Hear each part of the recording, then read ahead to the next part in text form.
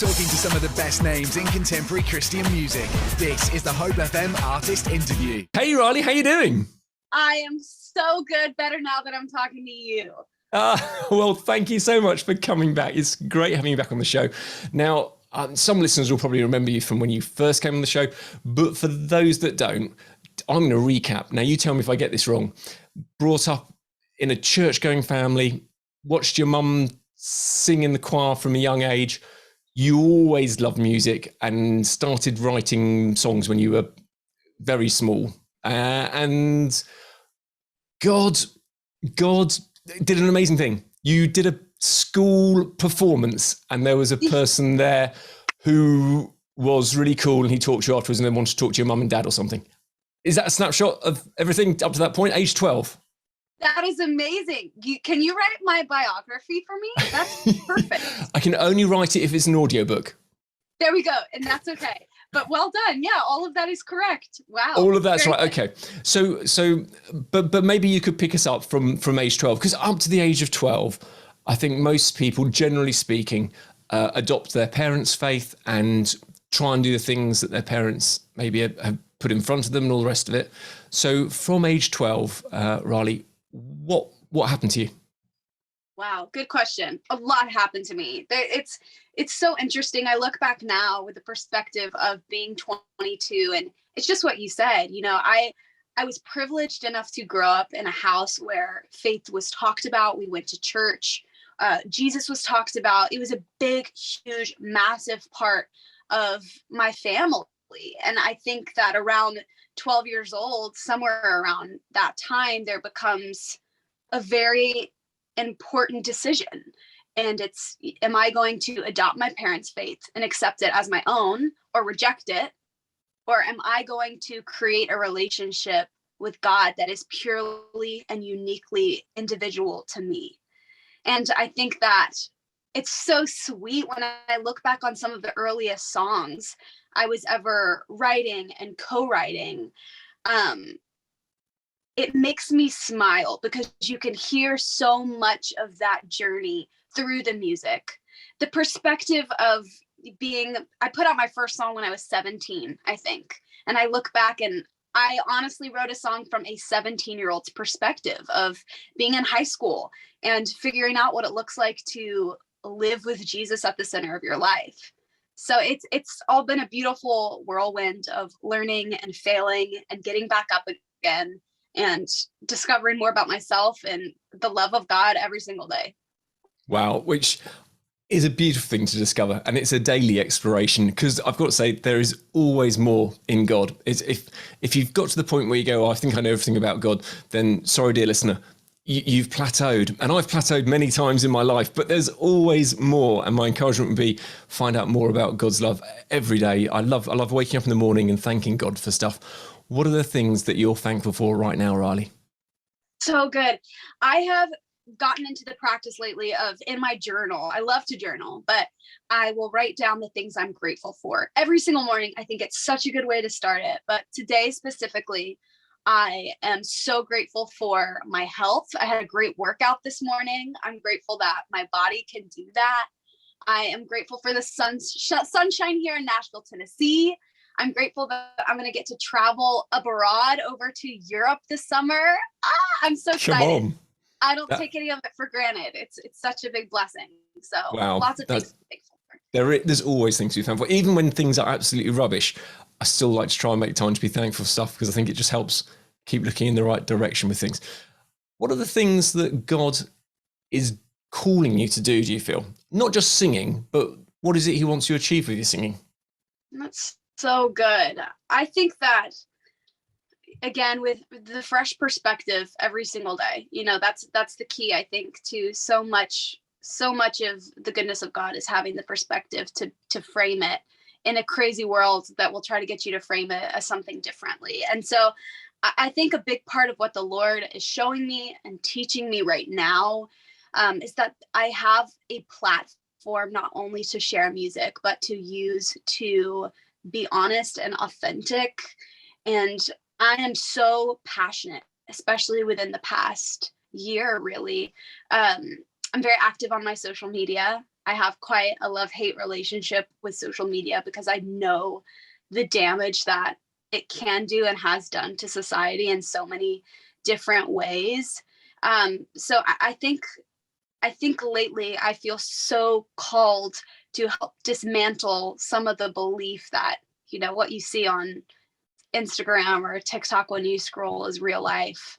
People are hurting and have stories that you don't see and know about. So in those moments that it's easy to compare and see the highlight reel of everybody else, it's so important to break that down and take things more for what they are. So I do feel called to that lately.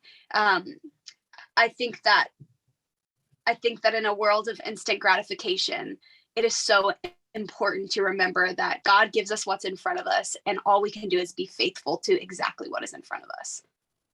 And actually, I follow you on Insta. It's okay. That's probably good. It makes me chuckle quite often.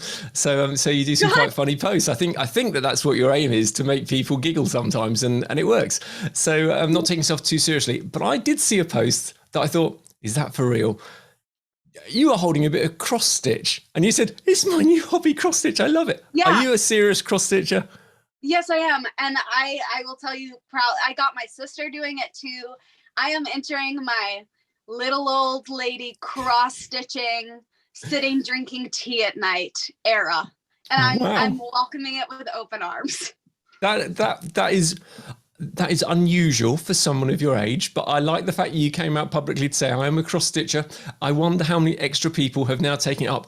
I'm going to tell you an on-air secret that none of the listeners know. It's the first time I said this. When I was 10, I won a cross-stitching competition. So you did? I did. I cross-stitched, and it had a little hill, it had a little church on it, and ended up being put in a little display of art that was shown at the church. So there you go. Stop it right now. I know, and it's true. Do you still do it?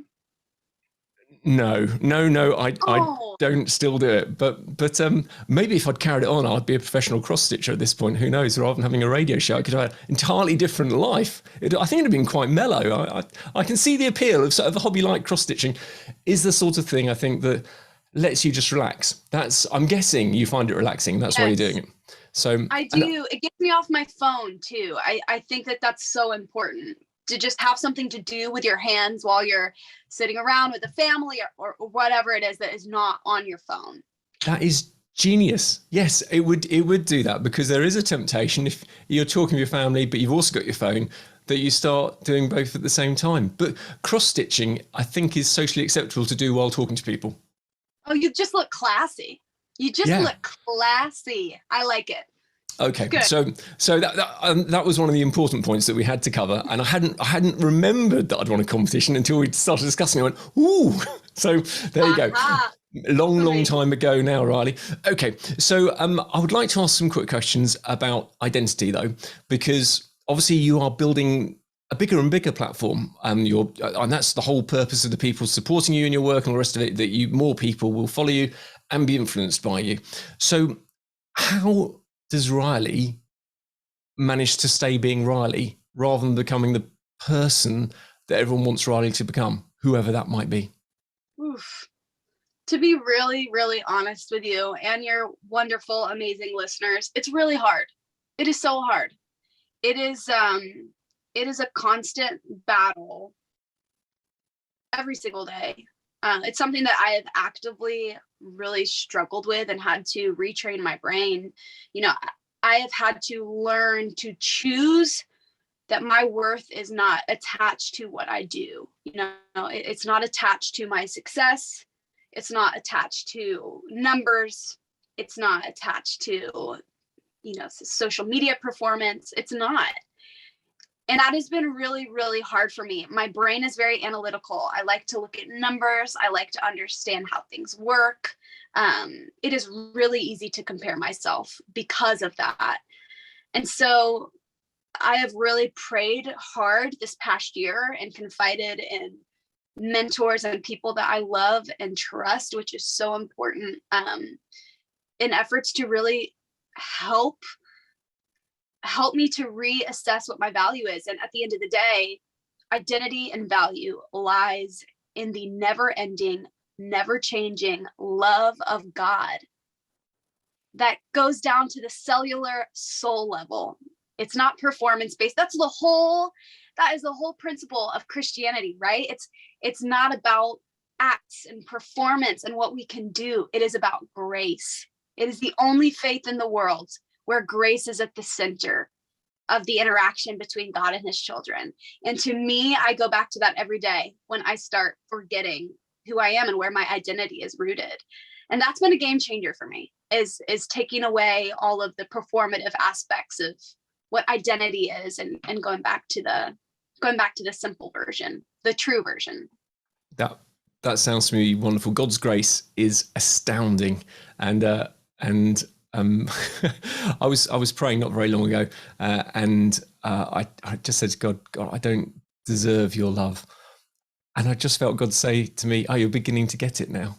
And I was like, "Oh yeah, it's not because I deserve it; it's because you love me." I'm so happy with that. Anyway, so could you just tell us a little bit then about your favourite moment so far of your career? What's been your favourite moment?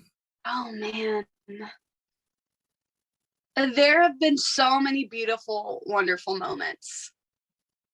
And I look back and I think maybe they're very different than what people might say. I love playing shows. I love getting to release music. It's all amazing. But my favorite thing has to be the people. I get to meet some really amazing people and I get to hear some really amazing stories. One of the absolute career highlights is there's an amazing foundation here in the US called the Ryan Foundation. And it's really amazing. It's radio based. So inside of children's hospitals across the US, they have radio stations inside of these hospitals that the kids get to come down and be a part of the radio station. And they bring guests in and they do music and crafts. And it is so, so, so incredible. So I've really gotten to get close with my friends at the Ryan Foundation. And that has been a career highlight for sure. That sounds like an absolute wonderful thing to do. So yeah, in the UK, we have something called hospital radio, which each sort of hospital, well, a big size hospital will have its own radio station built into it, and they get requests and all the rest of it. But it sounds like that's an even potentially more active version of it. Ryan Foundation, which I've not heard of, but sounds like a great thing to be involved in. So can I ask, what's been your most surprising moment with God? Oh man. It takes me back to March of 2020. I think we can all remember what we were doing around that time. And I remember sitting on my bedroom floor as the world is seemingly shutting down around everybody. And I remember sitting there with a piano in front of me. I've always found that in moments where I don't know what to say or do, I go find a piano and sit down in front of it. So I was on my bedroom floor with a piano. And I remember asking God, where are you? When are you going to show up? When are you going to make it better? When are you going to make it make sense? You know, we're all waiting for that. We all want that. And I think looking back now, a big part of what I was feeling is going back to the whole thing in identity, right? I subconsciously had placed so much of my identity and self-worth in my busy calendar. You know, I would check my calendar when I had things pop up, whether it was interviews or shows or different things, appointments, videos, whatever it was. I got so much satisfaction and fulfillment out of that. And sitting there on my bedroom floor, I so gently heard God say, hey, look at John 10:10. The enemy comes to steal, kill, and destroy, but I've come to give life and give it abundantly. So that means when the calendar's empty, that life is abundant. That means when your whole life is changed and the things that used to feel like fullness, when they're taken away, there is still abundance. And I think in that moment, you know, I've read John 10:10 a zillion times, but it was so surprising to hear the context of that in a new way. And that has really reshaped a lot of how I've gone about life within the past 2 years, really. It's been beautiful. It's been a beautiful experience. I think that sounds great to just have God in the middle of everything else becoming not what we'd expect, and then God steps into it. That's a great moment, and to have had that, I've got to say, March 2020 to get that moment is great. Much better than getting it at the end of the pandemic. It would have been quite hard to have gone through all of that loss, effectively, of losing all the stuff that you were so built into you, I guess. Yeah. Right. And granted, I hear that, and again, a million times a day, I'll be like, "Oh my gosh, what am I gonna do? What am I?" And I have to go, "Okay, let's remember. Let's pause. Let's take a step back. What is real abundance?" Could you tell me, when was the last time that you cried and why? Oh, I cried last night. I'm gonna be real honest with you. It was happy tears. It was really happy tears. I was super overwhelmed. There's a lot of good stuff coming up. There are a lot of exciting things coming up. And I had a moment of thinking, oh my goodness, I'm going to Europe. 2 years ago at this time, that would have been impossible. So yeah. I love a good cry. So I let it out. I felt my feelings and just let it on out. Well, that is good. You know what? I'm because I asked you the question, I'm going to also answer the question for myself, because I'm not a big blubberer, but some things sometimes get me. And so we sent an invitation to about 60 people to come around to our house. We only wanted about sort of 20 max to come, but we sent it to about 60 people to come around just for like some afternoon tea in the garden. We quite a lot of people responded. It was great. But I felt there was one more, and I said to my wife, I think there's one more meant to be coming. And then really late on, I got a message that said, is it too late for me to come? And it's this person who's just been through this awful, sad time where very sadly their mum has passed away. And when she sent the message saying, is it too late? Could I come? I just cried. And I was like, of course you can come. And it was so lovely that she did come. But just God's compassion there, just touching my heart. And I've never cried before about somebody coming around to my house for tea. But in that moment, I just felt God's love over the person. And so that was the last time I cried fairly recently. So anyway, sorry, listeners. I don't know why I'm sharing my stories. This is all about Riley. But it should share, because it is healthy to cry. It is healthy to cry. I think it probably is. Yes. The good news, Riley, is you are coming to the UK for an absolutely amazing time. I'm very, very excited because I'm going to get to see you. At what are you coming to? I am so excited. Wait, do you ask when I was coming? Yeah, what are you coming to? What's it called? Oh, it's called Big Church Day Out, baby. Big Church Day Out. Come on. It's going to be awesome. So if you haven't got your tickets yet, dear listener, if you like Christian music, if you want to see some of the very best acts that you can possibly see at the moment in the UK by a mile, you've got to get along to Big Church Day Out. Riley Clemmons will be there with an absolute shed load of amazing artists. It's going to be fantastic. What's the biggest crowd you've ever played in front of, Riley? Oh, man, that's tough. I mean, I'm really bad with numbers. Like I would, like, if you're asking me the distance from one place to the other, I'd have no idea. Same with estimating crowds, beyond me. I would say probably like 8,000, 10,000, around there. Okay, which is a sizable number. And you did say you're analytical though, so you like numbers, but it is hard to guess the number of people in a room. If you're an evangelist, you're probably guessing 3 times more than the actual number that's there. It's hard to say. But, that's exactly right. But what I was going to say is, you know what? There will probably be at Big Church Day Out between 30 to 40,000 people. So it is going to be a big party. And I am so chuffed that you got it. Now, just quickly tell us, first of all, how did you get the invite? How did that come about? Well, I got a call from my agents that I was very excited about. And I was cool. I quickly said yes, but they called and they said, hey, right, because they know I love international dates. I love a British accent. I love everything about y'all's culture. I really, really do. And so the minute I got the call, it was an immediate yes. I couldn't have been more thrilled. That is so great. Do you know that you get to stay in like an ancient manor house? No. If you're, I'm assuming that you are going to be staying on site, and if so, you will stay in Wiston House, which I get to sleep in a tent. you get to stay in Whiston House. It's gloriously cool. You got to look it up online. You'll go, ooh, wow, that's amazing. That is incredible. So it's a glorious place. Anyway, so listeners, if you're at home, just so you know, coming up, start of June, it's the Queen's Platinum Jubilee celebration, and the very best way to celebrate it is by being at Big Church Day Out. The rumours are not confirmed as whether she's going to be there or not. I don't think she really will be, but it's going to be great fun. And anyway, Riley will be there. Even if Her Majesty the Queen doesn't make it, it will still be fun to celebrate with Riley. So you got the call. You said definitely yes. And then you're going on to some other places. Where else are you going?